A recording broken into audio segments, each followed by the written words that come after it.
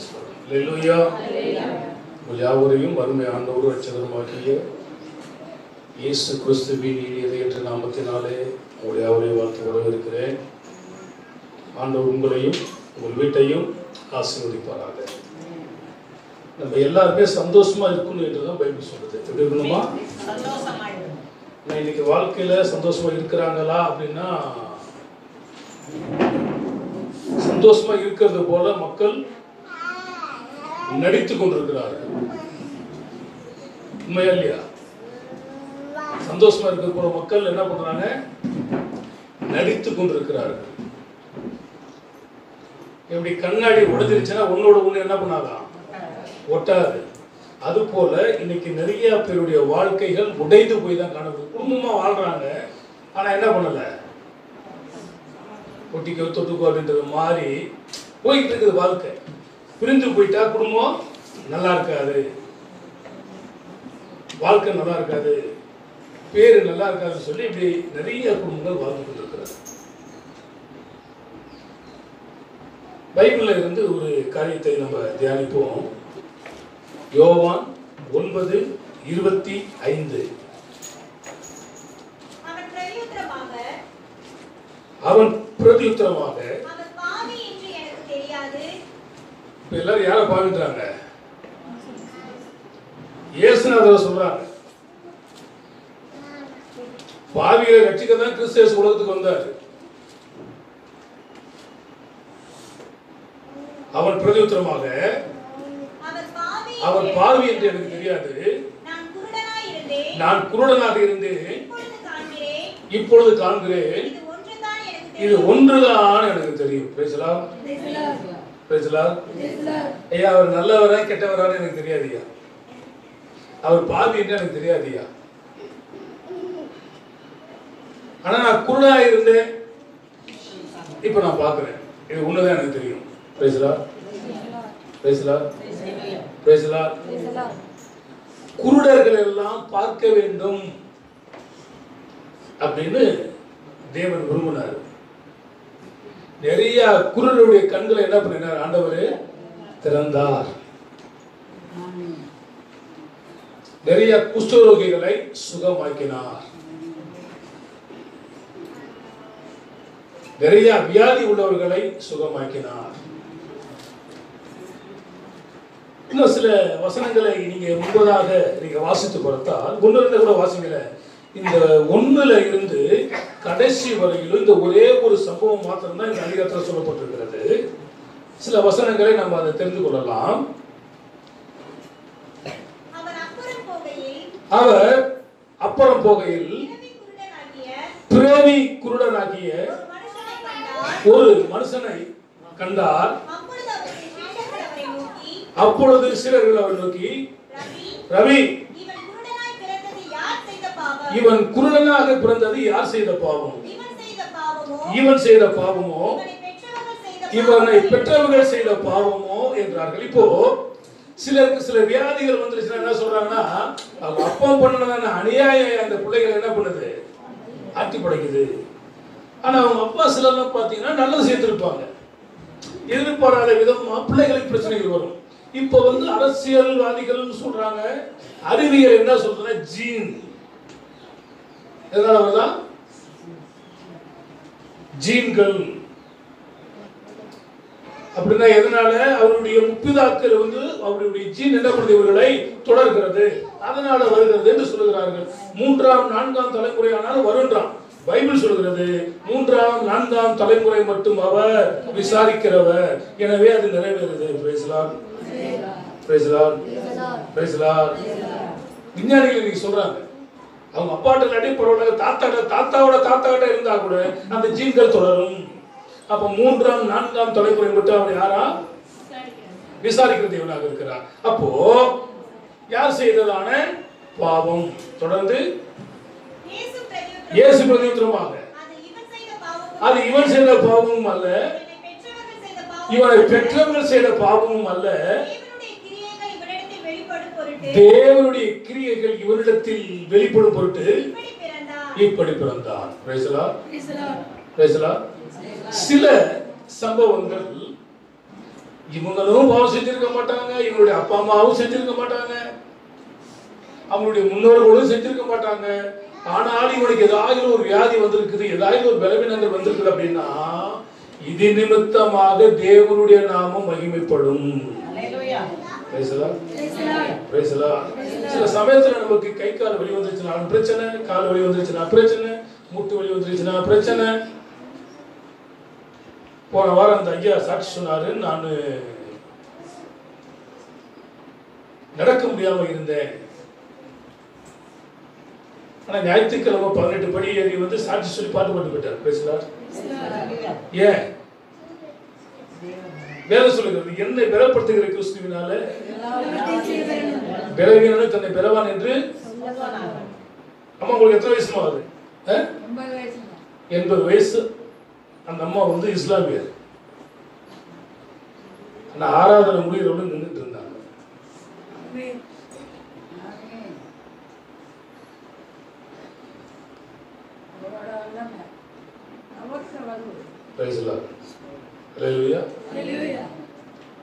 அதெல்லாம் யோசிங்க. ரேஷன் கடையில் நிக்கிறேன்னா, பேங்க்ல நிக்கிறேன்னா, தேவ சமூகத்தில் கொஞ்ச நேரமாக நிற்க கற்றுக்கொள்ள வேண்டும். புரியுதா உங்களுக்கு? நான் செஞ்ச பாவமா அது என்னுடைய போ. ரபி இவன் குருடனா இருப்பதற்கு இவன் செய்த பாவமா, இவன் பெற்றோர் செய்த பாவமா? யார் செய்த பாவம் அல்ல. தொடர்ந்து படிங்க. பகற்காலம் இருக்கும் மட்டும் நான் என்னை அனுப்பினவருடைய கிரியைகளை செய்ய வேண்டும். ஒருவர் கிரியை செய்யக்கூடாத ராக்காலம் வருகிறது. நான் உலகத்தில் இருக்கிறேன், உலகத்துக்கு ஒளியாக இருக்கிறேன். அப்ப இயேசு கிறிஸ்து சில காரியங்களை செய்ய வேண்டும். ஏன்னா ஒருவர் செய்ய கிரியைகள் செய்யக்கூடாத ராக்காலம் வருகிறது. அது எந்த காரணம்? பிசாசுடைய காலம், யாக்கோபுக்கு இக்கட்டு காலம், பிரச்சனைகள், போராட்டங்கள் நிறைந்த காலங்கள் வரப்போகுது. அந்த காலத்துல ஒண்ணு செய்ய முடியாதுப்பா, அதுக்குள்ள நான் செய்ய வேண்டியதெல்லாம் செய்யணும். இந்த பிரச்சனை எல்லாம் வரும்போது தொடர்ந்து நீங்க நிறைய வசனங்களை படிச்சு ரசிக்கலாகும். 16 வசனத்தை படிங்களா. அப்பொழுது பரிசேயரில் சிலர் அந்த மனுஷன் ஓய்வு நாளை கை கொள்ளாததினால் அவன் தேவனிடத்திலிருந்து வந்தவன் அல்ல என்றார்கள். வேறு சிலர் பாவியாக இருக்கிற மனுஷன் இப்படியாப்பட்ட கிரிகளை எப்படி செய்வான்? அவர்களுக்குள் பிரிவினை உண்டானது. இந்த பாவியான மனுஷன் எப்படி சுகமாக்கணும்? இவன் சொல்றான், அவர் பாவி என்று எனக்கு தெரியாது, நான் குருநாயகர் இருந்தா நான் பார்க்கறது ஒண்ணுதான் எனக்கு தெரியும். பெரிய ஒரு விசாரணை. எங்க ஒருத்தன் கண்ணு தெரியாதவன் கண்ணு தெரிஞ்சிருச்சுன்னா அதை குறித்து சந்தோஷப்படாம இயேசுநாதரை ஒருத்தர் குற்றப்படுத்திக் கொண்டிருக்கிறார்கள். ஏனென்றால் ஓய்வு நாளிலே எப்படி குணமாக்குவது? ஓய்வு நாளிலே குணமாக்குறது குற்றம். வேதம் சொல்கிறது, ஓய்வு நாளிலே நீ சபைக்கு வரவில்லை என்றால் உன்னை கல்லெடுத்து அடித்து கொள்ள வேண்டும் என்று வேதம் கொடுக்கிறது. உண்மையா இல்லையா? அப்ப சபைக்கு வராதவர்களை என்ன செய்வது? கர்த்தரை ஆராதிக்காதவர்களை என்ன செய்வது? கர்த்தரை தொழுது கொள்ளாதவர்களை என்ன செய்வது?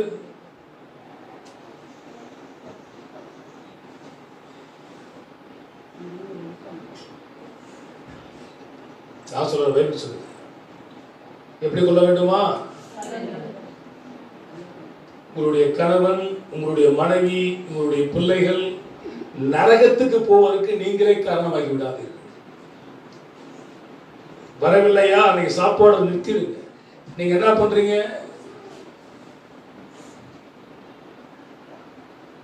$200 கொடுத்து உனக்கு பிடிச்சத போய் சாப்பிட்டுக்கப்பா,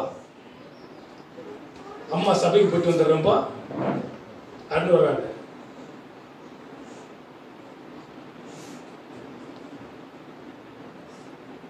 கிராஃபட்டில ஒரு பையன் தன்னுடைய மனைவி, புது மனைவிக்கு டெய்லி என்ன பண்ணான்னா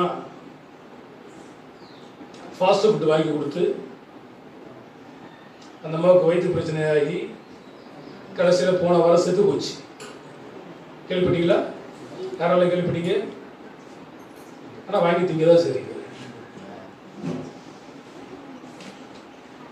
தெற்கு காத்துல எனக்கு தெரிஞ்ச பையன் ஒருத்தன்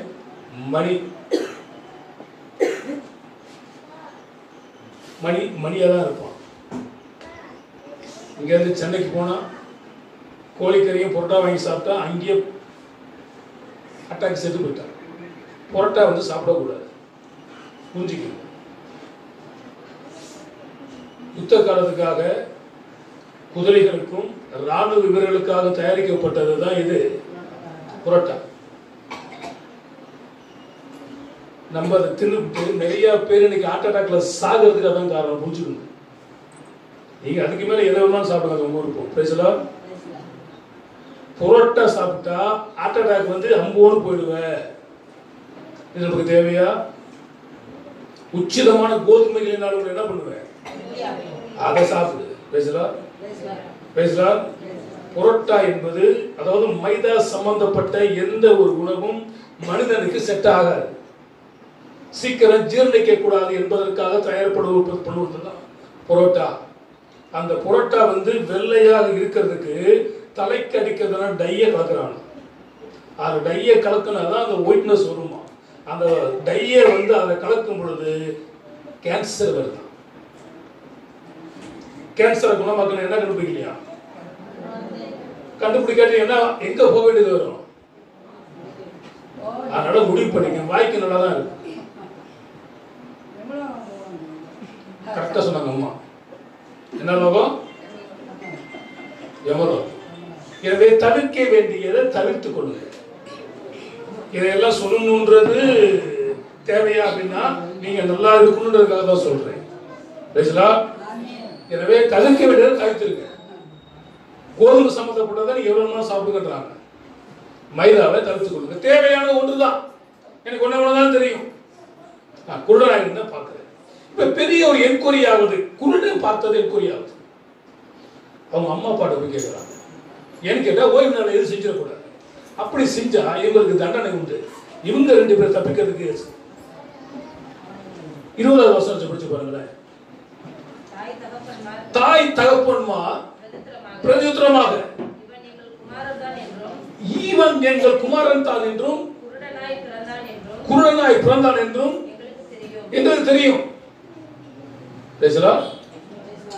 இவனா வேற ஆளா ஆள்மாறாட்டம் பண்ணிருக்கிறாங்களா? இன்னைக்கு பரீட்சை எழுதுறதுக்கு என்ன பண்றான்? ஆள்மாறாட்டம் பண்றான். ஆள் டிக்கெட்ல ஆள்மாறாட்டம் பண்றான். ஃபாரின் போறதுல ஆள்மாறாட்டம் பண்றான்.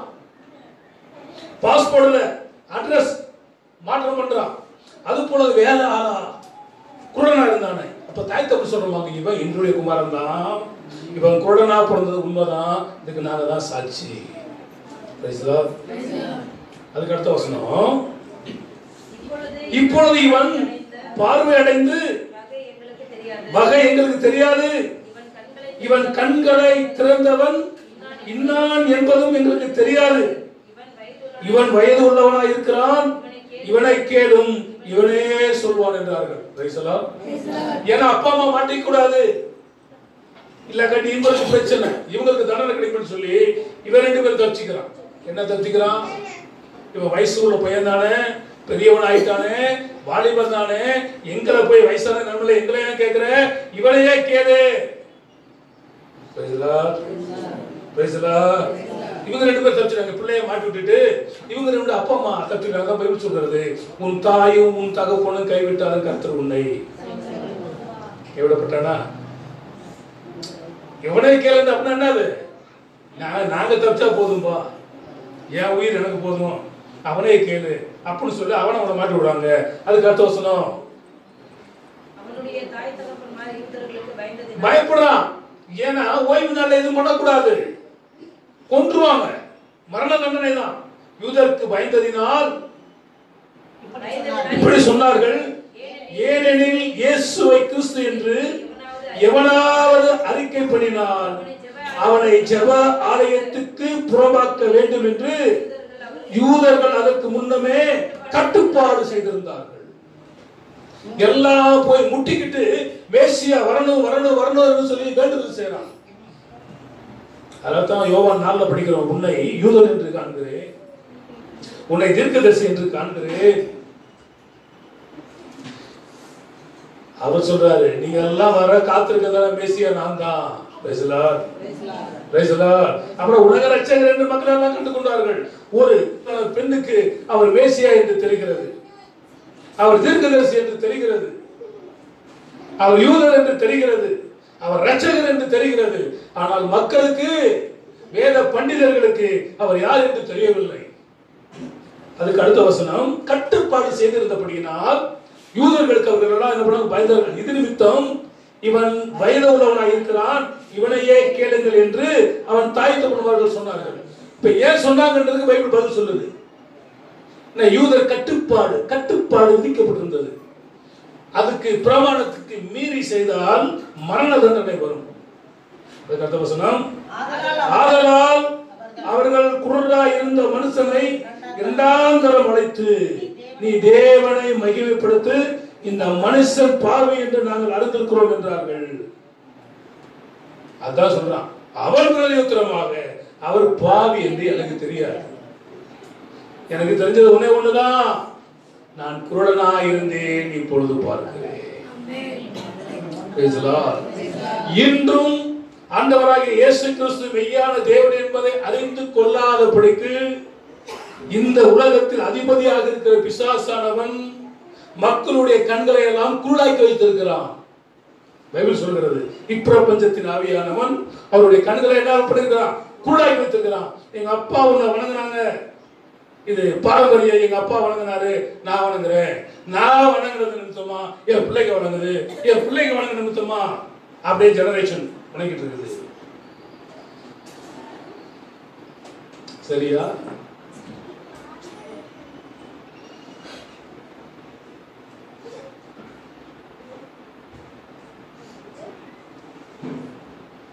உங்க அப்பா உப்பு போடாம சோறு சாப்பிடாது, நீ சாப்பிட சாப்பிடுவோமா? அது மட்டும் வாய்க்கு உனக்கு என்ன பண்றோம், சாப்பிடுவோம்ல. பாரம்பரியம் என்பது எல்லாத்தையும் நம்ம கடைபிடிக்க முடியாது. பாரம்பரியம் என்பது மக்களால் உண்டாக்கப்பட்டது, மனிதனால் உண்டாக்கப்பட்டது, தேவனால் உண்டாக்கப்பட்டதோ தேவனால் உருவாக்கப்பட்டதோ அல்ல. செத்து போயிட்டா அதுக்கு பேர் யாரா இருந்தாலும் என்னதுதான் புணம். அந்த புணத்தை அடக்கம்ன்றதே பல விதம் இருக்குதுங்க. சிலர் பாத்தீங்கன்னா உட்கார வச்சு என்ன பண்ணிருப்பாங்க, கை காலை கட்டி வச்சிருப்பாங்க, ஒரு சிலர் தான் படுக்க வச்சிருப்பாங்க. அதுல நீங்க பார்க்கலாம், எங்க ஜாதியில இப்படிதாங்க பண்ணுவோம், எங்க ஊர்ல இப்படிதாங்க பண்ணுவோம், இது எங்க ஊர் வழக்கம். அதுக்கு பேர் மொத்தத்தில் அதுக்கு பேர் என்னது, ஆங்கிலத்தில் சொன்னா பாடி. போனோம் தமிழ்ல சொன்னா அவ்வளவுதான். மனைவி கூட சொல்றா, என்னன்னு மனைவி 3ஆவதுங்க எடுத்துருங்க. முந்தா நாள் ஒருத்தர் அடக்கம் பண்ண ஒரு பாய் வந்து சொன்னாரு, இந்த மாதிரி அவங்க கிறிஸ்தவங்க தான் கலப்பு திருமணம் யாரும் வரல, நீங்க போய் ஒரு அடக்கம் பண்ணிடுங்கன்னு. சரி, அதுக்காக நான் என்ன பண்ணேன், திருவள்ளூருக்கு போயிருந்தேன். எல்லாம் அடக்கம் பண்ண போற சமயத்தில் அவர் ரொம்ப ரொம்ப ரொம்ப ரொம்ப ரொம்பயா பீடி குடிச்சாரு.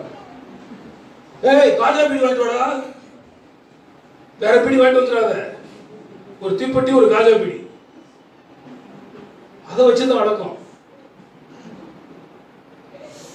அவருக்கு பிரியமா இருக்குமா காஜா பீடி? இப்படிதான் மனுஷனுடைய வாழ்க்கை போகுது. பக்தன் பாடுகிறான், ரொம்ப ரொம்ப நல்லவர் எங்கள் இயேசு, நம்பி வந்த ஜனத்துக்கு நல்ல இயேசு. ரொம்ப ரொம்ப நல்லவர் எங்கள் இயேசு, நம்பி வந்த ஜனத்துக்கு நல்ல இயேசு. எங்கள் இயேசு நல்ல இயேசு, எங்கள் இயேசு நல்ல இயேசு, நம்பி வந்த ஜனத்துக்கு நல்ல இயேசு, நம்பி வந்த ஜனத்துக்கு நல்ல இயேசு. நம்பி வந்த ஜனத்துக்கு பைபிள் சொல்ற, அவரு நன்மை செய்கிறவராகவே சுற்றி தெரிந்தா. இப்போ சொல்றான், எனக்கு ஒன்று தெரியும், நான் குருடனா இருந்தேன். நான் ஒரு காலத்தில் குருடனா தான் வாழ்ந்தேன். அப்படின்னா கண்ணு தெரியாதவங்க குருடல் இல்லை. உலகத்தில் சொல்றான் ஊனம் எல்லாம் என்ன இல்லையா, ஊனம் இல்லை. ஒருத்தருக்கு 2 கால் இல்லைங்க, 20-25 கின்னஸ் ரெக்கார்ட் பண்ணியிருக்காங்க. நம்மளுக்கு 2 கால் இருந்து என்ன யூஸ், 2 கண் இருந்து என்ன யூஸ்? அவ்வளவு பெரிய சாதனைகளை நம்மளால நிறுத்த முடியல. ஒருக்கு பார்த்தீங்கன்னா 2 கையில 2 கால் இல்லை. பிறந்த பொழுதே அவங்க அம்மா தூக்கி வெளியே போட்டு போயிட்டாங்க. அதை ஒருத்தர் வளர்த்து இன்னைக்கு மிகப்பெரிய ஊழியக்காரனா இருக்கிறார். அவருக்கு அப்பாயின்மெண்ட் கொடுத்ததுக்கு நேரம் இல்லை. பேசலாம். அதை பார்க்கும்போது எவ்வளவு ஆச்சரியமா இருக்கு. குள்ளா வேற இந்த டேபிள் வச்சு தான் இருக்காங்க. எங்க நாட்டுக்கு வாங்க, உங்க நாட்டுக்கு வாங்கன்னு சொல்லி கூப்பிட்டு இருக்காங்க. அவருக்கு போறதுக்கு நேரம் தேவையானது ஒன்று. என்ன ஒண்ணு? ஒரு வசனத்தை படிப்போம். லூக்கா 10ஆம் அதிகாரம் 42வது வசனம்.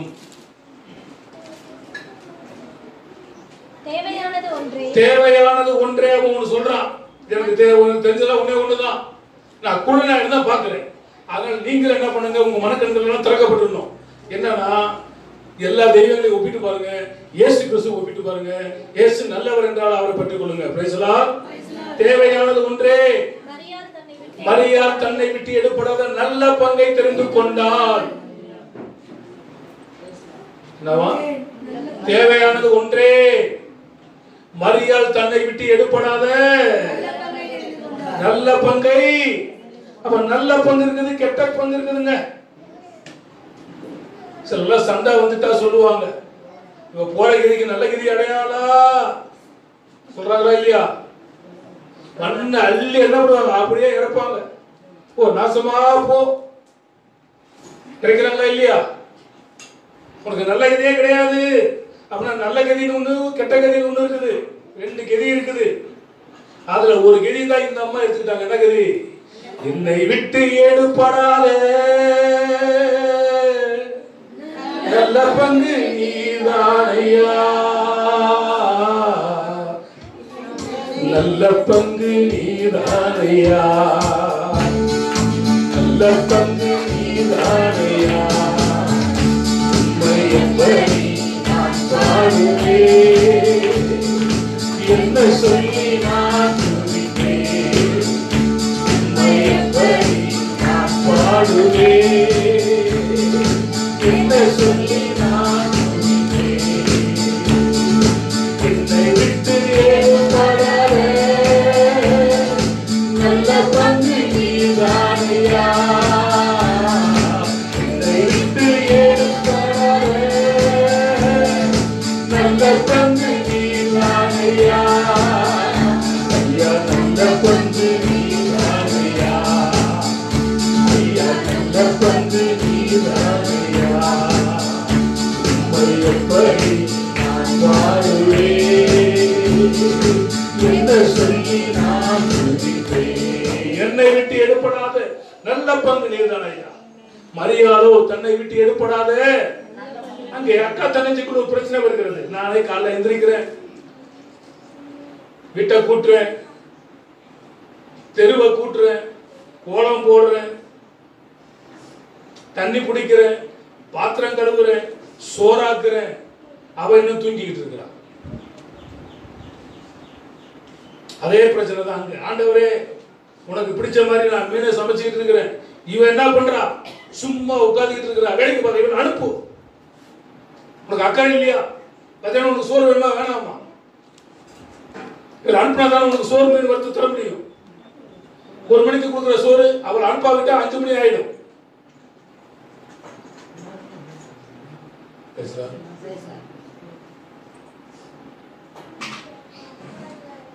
அப்பதான் ஆண்டவர் சொல்றாரு, தேவையானது ஒன்றே. மரியாள் தன்னை விட்டு எடுப்படாத நல்ல பங்கை தெரிந்து கொண்டார். ஆண்டவருடைய சமூகத்தில் உட்கார்ந்து இருந்தார். அங்க உட்கார்ந்து ஆண்டவர் சொல்வதெல்லாம் கேட்டார். நீங்க எங்க உட்கார்ந்துருக்கீங்க? தென்னிலையும் தெருவிலையும் சூதாடிகளுடையும் குடிக்காரனுடையும் குப்பை மேட்டிலே உட்கார்ந்துட்டு இருக்கிறோம். ஆனால் மரியாதை எங்க உட்கார்ந்திருந்தா? இயேசு கிறிஸ்துவுடைய பாதத்தில் அமர்ந்திருந்தார். நீங்க எங்க உட்கார்றீங்க?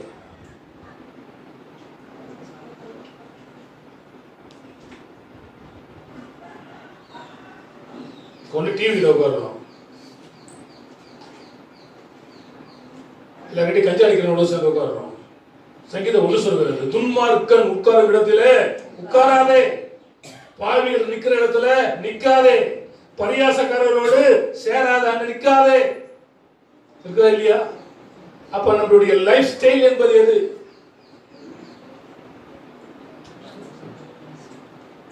மாடர்ன் இந்தியா, டிஜிட்டல் இந்தியா, எந்த இந்தியா வரட்டும், எல்லாம் மறந்தா கண்ணு பின்னாடி போயிடுமா? போமா? எதை மாறினாலும் இந்த மனுஷனுடைய சரீரத்தை மாற்ற முடியாது. பிரேஸ்லா. ஏன்னா அவர் ரூபத்தின்படி, அவர் சாயல்படி நம்மளை உண்டாக்கி இருக்கிறார். இது இப்படிதான் இருக்கும். நம்ம வேணுமா எதை வேணுமாலும் மாத்திக்கலாம்.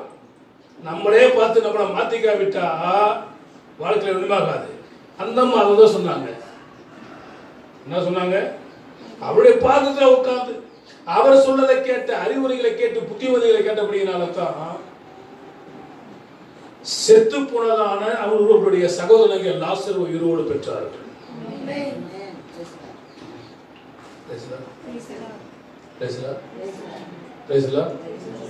அப்ப வாழ்க்கையில விசுவாசம் இருக்கணும். அங்க நீங்க தொடர்ந்து பார்க்கும்போது அப்படிதான் மார்த்தாள் சொல்றாங்க, ஆண்டவரே நீர் இங்கே இருந்திருந்தால் என்னுடைய சகோதரன் மரித்திருக்க மாட்டானே. பைபிள் சொல்கிறது. அவன் மரித்து விட்ட செய்தியை இயேசுநாதர் அறிந்தும் அந்த கிராமத்துல பின்னர் 2 நாள் தங்கினார். நம்மளா என்ன பண்ணிருக்கோம்? துடிச்சு ஓடி இருக்கும். எதை கொடுக்கிறது? அவர் இறக்க உள்ளவர், மனதுருக்க உள்ளவர், நீடிய சார்ந்த உள்ளவர், மிகுந்த அன்பு உள்ளவர், மிகுந்த கிருபை உள்ளவர். ஏயா போகல? யூதர்களுக்குள்ளாக ஒரு கலாச்சாரம் இருக்கிறது. ஒரு மனிதன் செத்து போனால் முதல் நாள், 2வது நாள், 3வது நாள் இந்த ஆவி போய் சுத்திக்கிட்டு எங்கேயும் இடம் கிடைக்கலன்னா அந்த செத்து போன சரீரத்துக்குள்ளாக நுழைந்து 3வது நாள் என்ன பண்ணிடும்? உயிர் தெழுந்துரும் அப்படின்ற ஒரு நம்பிக்கை இருக்கிறது. அதனாலதான் இயேசுநாதர் என்ன பண்ணல, 3வது நாள் எழுப்பாம 4வது நாள் எழுப்பிட்டார். அப்படின்னா என்ன? எந்த ஆவியும் இல்ல, அவன் ஆவியா அவனுக்குள்ள அனுப்பி உயிரோடு எழுப்புறேன்.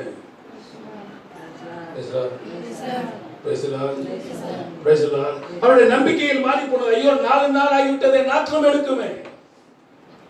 4 நாள் ஆகி நாற்றம் எடுக்கிற சரீரத்தை அவரால் உயிரோடு கூட எழுப்ப முடியுமானால் தேவையானது ஒன்று, தேவனுடைய பாதத்தில் மரியாதை போல அமர வேண்டும். நாம் நமது வாழ்க்கையை எங்கே அமர்ந்து கொண்டிருக்கிறோம்?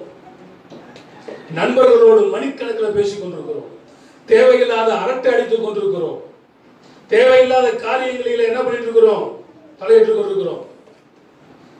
நான் பார்க்கிறேன், போகும்போதெல்லாம் பார்ப்பேன், யாராவது என்ன பண்ணுவாங்கன்னு நான் பார்ப்பேன். செல்போனை பார்த்துட்டு போயிட்டு பணத்தில் உள்ளது நிறைய பேர் இருக்குது. செல்போனை பார்த்துட்டு போய் ஆக்சிடென்ட் ஆகுது நிறைய பேர் இருக்குது.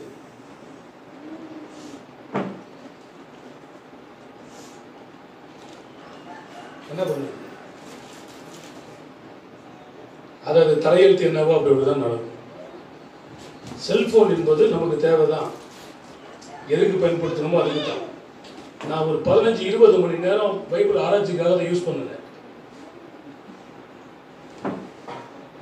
நான் புத்தகம் எழுதுறதுக்காக கொஞ்சம் ஈஸியா இருக்குன்றதுக்காக அதை நான் அந்த வசனங்களை எடுக்கிறதுக்காக பண்ணும் பொழுது என்ன அந்த மைண்ட் என்ன பண்ணிச்சு கேட்டீங்கன்னா பாதிக்கப்பட்டுச்சு.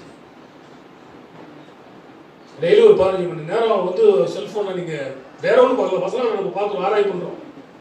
பண்ணும் பொழுது அந்த பவர் என்ன பண்ணுறது? தாக்குது. கடைசியாக என்ன ஆக போகுதுன்னு கேட்டீங்கன்னா ஒரு போதைக்காரனை கூட அதை மாத்துனுச்சு. இப்ப தெரியாது, பிறகு சிக்கலை மாட்டிக்குவீங்க. அதனால ஜாக்கிரதையோட இருக்க வேண்டும். பேசலாம். அதனால தான் சொல்றேன், படிக்கிறது எதை பார்த்து படிங்க? பாட்டு புக்கை பார்த்து படிங்கன்ற. ஒரு பாட்டுக்கு என்ன பண்ணுங்க, ஒரு டைரி போடுங்க, அதை எழுதி வச்சுக்கோங்க. எழுதி வச்சுக்கிட்டா அது எங்க போனாலும் என்ன பண்ணும், அதுதான் மதிப்பு, அதுதான் மரியாதை. செல்போன்ல எல்லாமே இருக்குது. இதுல பத்திரத்தை எடுத்தா 1000 ரூபாய் பத்திரம் வரும். அந்த 1000 ரூபாய் பத்திரத்தை வச்சு ஒரு இடத்தை பதிவு பண்ண முடியுமா? அது போல இந்த பைபிளை வச்சு நான் அதை பார்க்கிறேன், பைபிளை எல்லாமே செல்போனுக்குள்ள இருக்குது அப்படின்னா செட் ஆகாது, மாத்திக்கங்க. ஏதோ ஒரு எமர்ஜென்சி, இங்க திடீர்னு போயிட்டோம், பைபிள் இல்லை அப்படின்ட்டு அது வேற. அவங்க எல்லாம் அவாய்ட் பண்ணிட்டு நோட் புக்கில் எழுதுற மாதிரியும் அந்த மாதிரி பயன்படுத்திக் கொள்ளுங்க. கர்த்தர் உங்களை ஆசீர்வதிப்பார். அப்ப இந்த அம்மா சொல்றாங்க,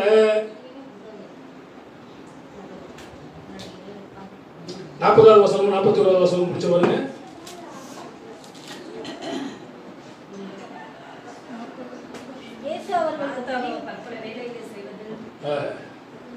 மிகவும் வருத்தமடைந்து அவரிடத்தில் வந்து, ஆண்டவரே, நான் தனியே வேலை செய்யும்படி என் சகோதரி என்னை விட்டு வந்திருக்கிறதை குறித்து உமக்கு கவலை இல்லையா? எனக்கு உதவி செய்யும்படி அவளுக்கு சொல்லும் என்றாள். இயேசு அவளுக்கு பிரதித்திரமாக, மார்த்தாளே, நீ அநேக காரியங்களை குறித்து கவலைப்பட்டு கலங்குகிறாய். தேவையானது ஒன்றே, மரியாள் தன்னை விட்டு எடுபடாத நல்ல பகை தெரிந்து கொண்டாள் என்றார்.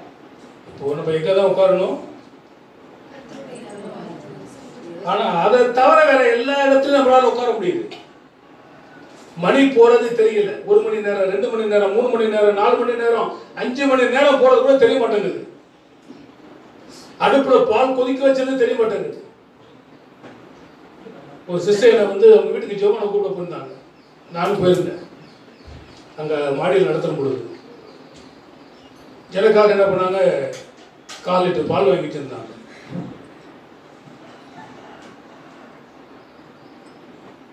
போனோம். அவங்க சில காரியங்கள், அவங்களுடைய வீட்டுக்காரர் வந்து சினிமாவில் என்னமோ ஒரு ஒர்க் பண்ணாங்க.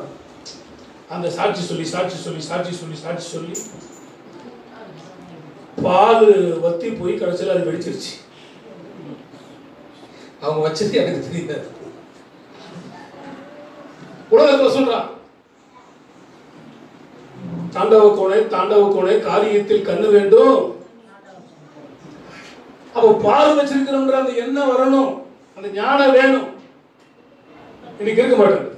எனவே இந்த அம்மா ஆண்டவர் பாதத்துல அமர்ந்தது போல நீங்கள் நானும் அமரணும். தேவையானது ஒன்று, மரியாள் தன்னை விட்டு எடுப்படாத நல்ல பங்கை தெரிந்து கொண்டார். 27வது சங்கீதம் 4வது வசனம். சங்கீதம் 27:4. கர்த்தரிடத்தில் ஒன்றை நான் கேட்டேன், அதையே நாடுவேன். நான் கர்த்தருடைய மகிமையை பார்க்கும்படியாக, அவருடைய ஆலயத்தில்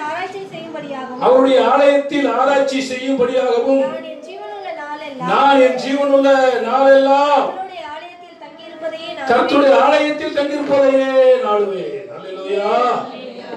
நான் ஒன்று செய்வேன். என்ன செய்வேன்?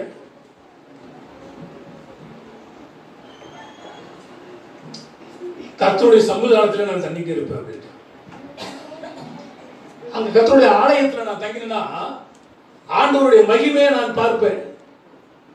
அந்த மகிமை இருக்குமானால் அந்த மகிமையில் உங்களுக்கு தேவையானது அனைத்தையும் ஆண்டவர் தருவார். என் தேவன் தம்முடைய மகிமை ஐஸ்வரியத்தை நான் உங்கள் குறைகள் எல்லாம் கிறிஸ்துவுக்குள் இருள் பூமியை காரில் ஜனங்களை மூடும், ஆனால் உண்மை கர்த்தர் உதிப்பாருடைய மகிமை என் நாமத்துக்கு பயந்துக்கு உங்கள் மேல் நீதி சூரியனை கர்த்தர் உங்களுடைய நீதி உண்மையாக செல்லும். கர்த்தருடைய மகிமை உங்களை பின்னால் என்ன பண்ணும்? பாதுகாக்கும். உன் சுகவாழ்வு சீக்கிரத்தில் என்ன பண்ணும்? துளுக்கும். இந்த மகிமையினால் வெற்றி சிறப்பு. மகிமை என்பது சாதாரண காரியம் அல்ல. நான் கர்த்தருடைய ஆலயத்தில் தங்கி அவருடைய மகிமையை நான் பார்ப்பேன். நேற்று மழை பெஞ்சிச்சு, இன்னைக்கு நான் சர்ச்சுக்கு வரல.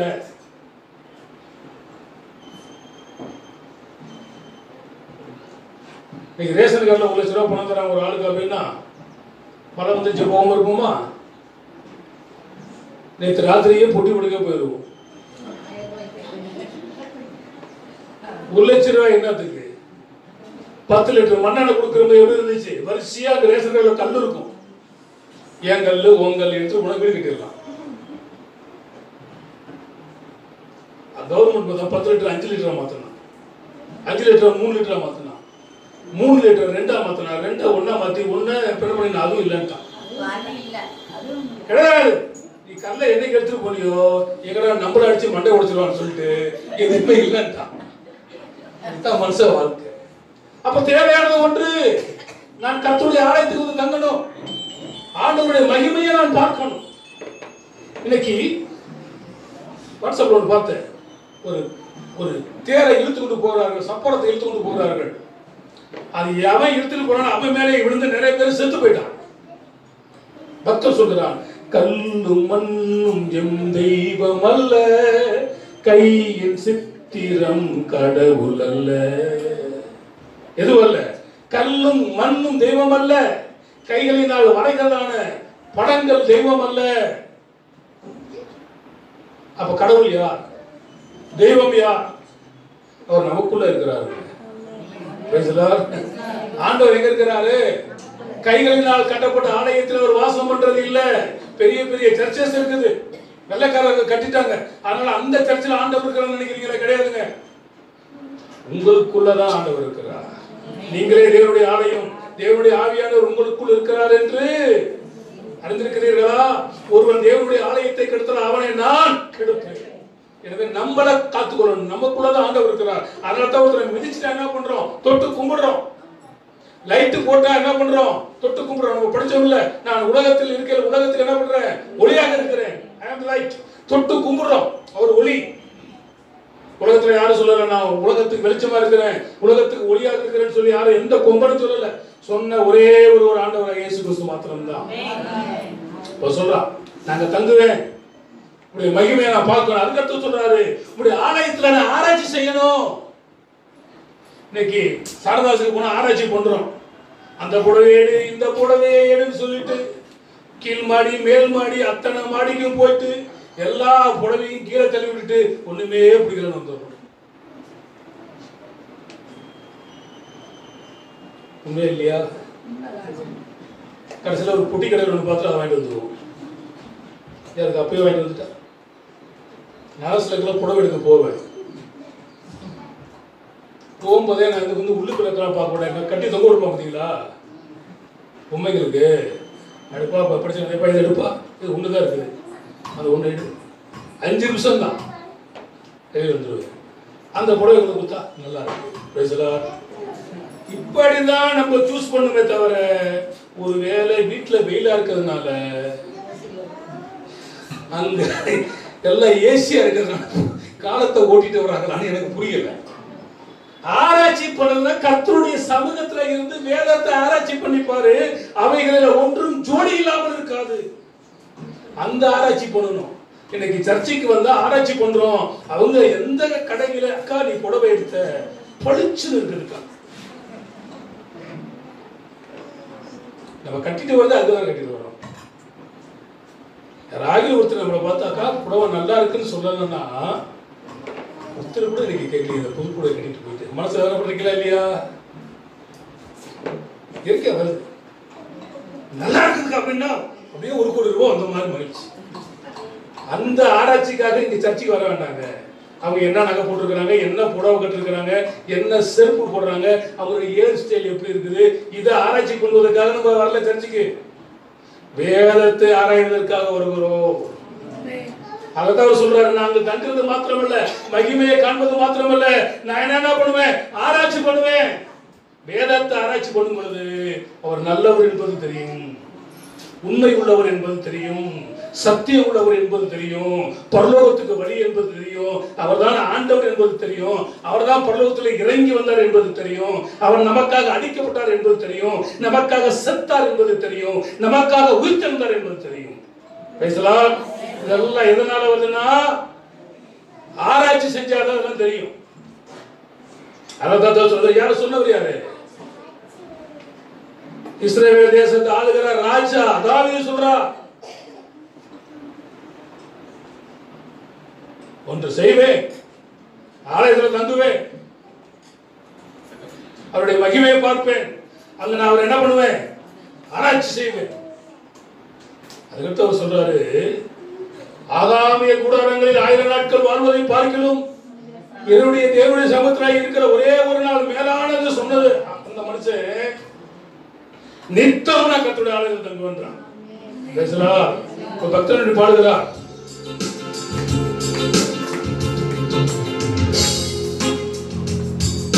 நீரே நீரின்றி வாழ்வேறு இறைவா, உன் நினைவின்றி மகிழ்வேறு தேவா.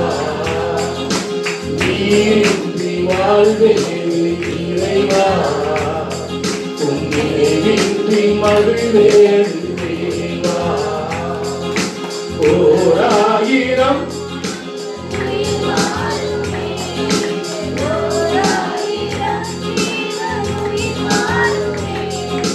வார்த்தையின் அற்புதமே, நீரின்றி வாழ்வேறு இறைவா, உன் நினைவின்றி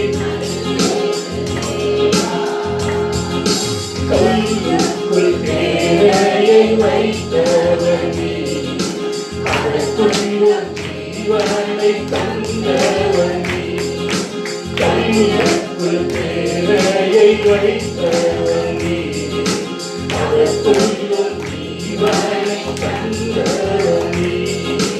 உமையன்றி அணுவேறும் அசையாதையா, உமையன்றி அணுவேறும் அசையாதையா, உன் துணையின்றி உயிர் வாழ முடியாதையா. நீரின்றி வாழ்வேறு இறைவா, உன் துணையின்றி மகிழ்வேறு தேவா. Praise the Lord. அப்போ ராஜா சொல்றார், எத்தனை நாள் நான் எங்க வந்தாலும் போதும், உங்களுடைய சமூகத்தில் இருக்கிற ஒரு நாள். அதுக்கடுத்து ஒரு மனுஷன் சொல்றான் ஒரு காரியத்தை. பிலிப்பியர் 3ஆம் அதிகாரம் 13ஆம் வசனம். சகோதரரே அதை பிடித்துக் கொண்டான் என்று சகோதரரே அதை நான் பிடித்துக் கொண்டேன் என்று நான் எண்ணுகிறதில்லை. ஒன்று செய்கிறேன், பின்னானவைகளை மறந்து முன்னானவைகளை நாடி கிறிஸ்து இயேசுக்குள் தேவன் அழைத்த பரம அழைப்பின் பந்தய பொருளுக்காக கர்த்தரை நோக்கி நான் ஆசையாய் தொடர்கிறேன். ஒன்று செய்வேன், பின்னானவைகளை மறந்து. ஆமென். ஒரு பக்தன் சொல்கிறார், சிலுவை என் முன்னே உலகம் என் பின்னே, பின்னோக்கே நான் பின்னோக்கே நான் பின்னோக்கே நான் பின்னோக்கே நான். இந்த பவுல் என்பவர் யார்? இயேசு கிறிஸ்துவை எந்த மனிதர்கள் ஏற்றுக்கொண்டார்களோ அவர்கள் எல்லாம் அடித்து சிறைச்சாலையில போட்டு தொங்க விட்டு சித்திரவதை பண்ணினதான ஒரு மனிதன். அதிகார பேப்பர் பத்திரங்களை வாங்கி கொண்டு இன்னும் மக்களை சிறைப்பிடிக்க வேண்டும் என்பதற்காக போய்கொண்டிருக்கும் பொழுதுதான் இடையிலே இயேசுநாதர் குறுக்கிடுகிறார். Praise the Lord. அவன் குதிரையில வேகமாய் போய் கொண்டிருக்கிற போது ஆண்டவர் கேட்கிறார், சவுலே சவுலே, கல்லின் மேல் முள்ளின் மேல் உதிப்பது உமக்கு கடினமா? அது பேசிக்கொண்டிருக்கும் பொழுது அவன் என்ன பண்றான், கீழே விழுகிறான். கீழே விழுந்து கண்கள் தெரியாமல் போயிடுது. அவன் கேட்கிறான், who are you? நம்ம சில சமயத்தில் கேட்கணும்ல, யார் நீ? அவன் சொல்றான், நீங்க யாரு?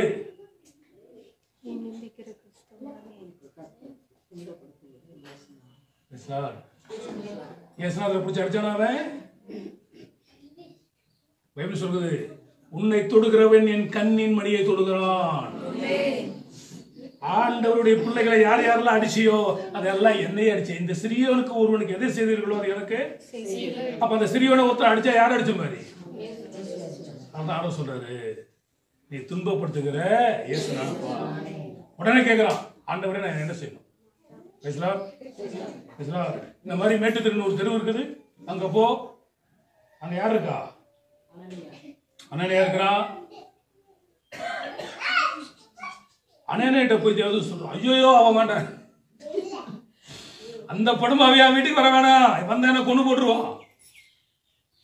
இல்லப்பா அவன் மனம் திரும்பிட்டான். பேசலா சவுல் என்றால என்ன பண்ணுது, நட்டு நட்டுங்கிறான் எல்லாம். அப்புறம் வந்த பிறகு அவன் படிக்காம இருந்த அண்ணனைய ஜெபம் பண்றான். இவன் கண்கள் இருந்த செதுகள் எல்லாம் கீழே விழுந்து இவன் பார்வை அடைந்தான். பேசலா பேசலா. முதலாவது பார்த்தோம். ஒண்ணுதான் எனக்கு தெரியும், நான் முன்னால குருடனா இருந்தேன், நான் பார்த்தேன். இவனை கேட்ட என்ன சொல்லுவான்? ஒண்ணுதான் எனக்கு தெரியும், நான் முன்னால பார்வையடைஞ்சேன், நான் குருடனா மாத்தேன், இப்ப நான் வந்து பார்வையடைகிறேன். பேசலாம் பேசலாம். இவன் தான் சொல்றான், எனக்குன்னு ஒரு லக்கு இருக்கிறது, நான் முற்றிலும் பெற்றுக்கொண்டேன் என்று நான் சொல்றதில்லை. ஆனா லக்குகளுக்கு நான் தொடர்ந்து ஓடிட்டு இருக்கிறேன். எந்த லக்குனா பரலோகம் என்ன லக்கு. பேசலாம். யார் யாரெல்லாம் பரலோகம் வரணும்னு நினைக்கிறீங்க? கை தூக்கணும் பார்க்கலாம். பரலோகம் பரலோகம் கவனிங்கம்மா. பரலோகம்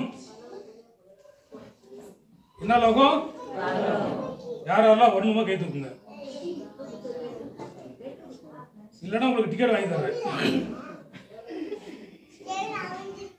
சரி, வெளிநாடு போறதுக்கு என்ன வேணும்? பாஸ்போர்ட். ரைட்டு. அப்புறம் பாஸ்போர்ட் தான் போதுமா? விசா வேணும். இந்த விசாவை குறித்து பைபிள்ல இருந்து தான் அங்க வந்துச்சு. எங்க இருக்குன்னு கேட்டீங்கன்னா நெகேமியா புத்தகத்துல இருக்குது விசா. அந்த பத்திரத்தை வாங்கிட்டு போறான் நெகேமியா. அதுக்கு பிறகுதான் அங்க மரங்கள்லாம் வெட்டுறதுக்கு அனுமதி இன்னொரு நாட்டுக்கு. அப்ப விசா கொடுக்கறதான முதல் முறையே பைபிள்ல உள்ளதுதான். இதை சொன்னா நம்புவாங்களா? நம்ப மாட்டாங்க. பைபிள்ல உள்ளதுதான் அது. ரைட். இந்த விசா இல்லாம எங்க போக முடியாது? பரலோகத்துக்கு போக முடியாது. விசா இல்லாம எப்படி வெளிநாட்டுக்கு போக முடியாதோ அதே போல பரலோகத்துக்கு போகணுமா இருந்தா ஒரு சில சட்ட திட்டங்கள்லாம் இருக்கு. என்ன இருக்குதுங்க? இயேசு கிறிஸ்துவை தவிர வேற யாரையும் வணங்கக்கூடாது. ஒண்ணு. என்ன பண்ணக்கூடாது?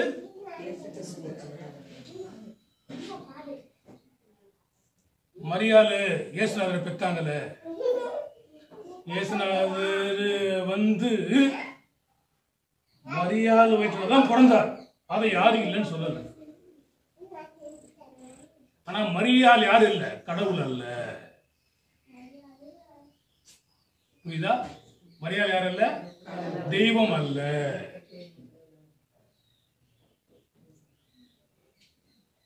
ஒரு பொண்ணை எப்ப கண்ணின்னு சொல்லுவோம்? கல்யாணம் ஆகாத பெண், வயது வந்த பெண், புருஷனை அறியாதவருக்கு பேர் தான் கன்னி. மாற்றம் இருக்கா? இன்னைக்கு உலகத்துல எல்லாம் கேட்டு குறிச்சு அதுக்கு நான் சப்ஜெக்டுக்கு நான் வரல. கன்னி என்றாலே புருஷனை அறியாதவளுக்கு பெயர் கன்னி. அதனால்தான் வேதம் சொல்லுகிறது கன்னி மரியாள், புருஷனை அறியாதவள். ஆனால் யோசேப்பு என்கிற மனிதனுக்கு நியமிக்கப்பட்டவள். உண்மை உள்ளவளாய், உத்தமம் உள்ளவளாய், கற்பு உள்ளவளாய் அவர் வாழ்ந்தார். இந்த பூமியில மேசியா பிறக்க போறார், ரட்சகர் பிறக்க போறார் என்பதை அவன் அறிந்து ஏழை குடும்பமாக இருந்து ஆண்டவர் நோக்கி பார்த்து கதறி, உமக்கு சித்தமானால் என்னுடைய வயிற்றுல பிற என்று வந்து அவர் கேட்டபடியினால், கெஞ்சினபடியினால், உண்மை உத்தமமாக இருந்தபடியினால் அந்த பரிசுத்தம் உள்ளதான அந்த பெண்ணை ஆண்டவர் தெரிந்து கொண்டார். அந்த வயிற்றுல தான் இயேசு கிறிஸ்து பிறந்தார். இயேசு கிறிஸ்து பிறந்த பிறகு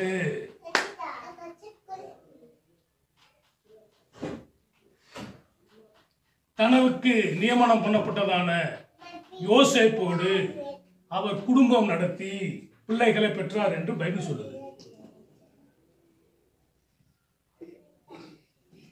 யார் சொல்றா?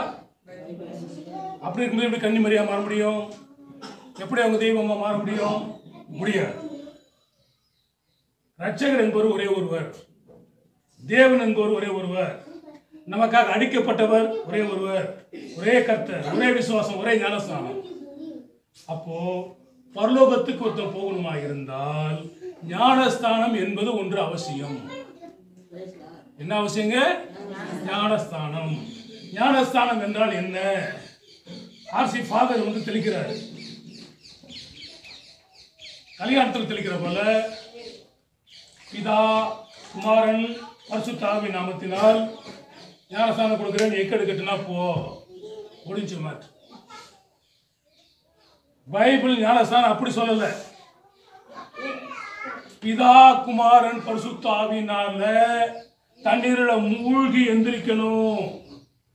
அப்படி எந்திரிக்கும் பொழுது நீங்க செய்ததான பாவங்கள், அக்கிரமங்கள், அநியாயங்கள் எல்லாமே மன்னிக்கப்பட்டு புதிய மனிதனாய் மாறுகிறீர்கள். அந்த மனிதனுடைய பெயர் ஜீவ புத்தகத்தில் எழுதப்படும். அந்த ஜீவ புத்தகத்தில் யார் யார் பேர்ல எழுதப்பட்டவங்களோ அவங்களாம் பரலோகத்துக்கு சொந்தக்காரர்கள். சொந்தம் என்று சொல்லிக்கொள்ள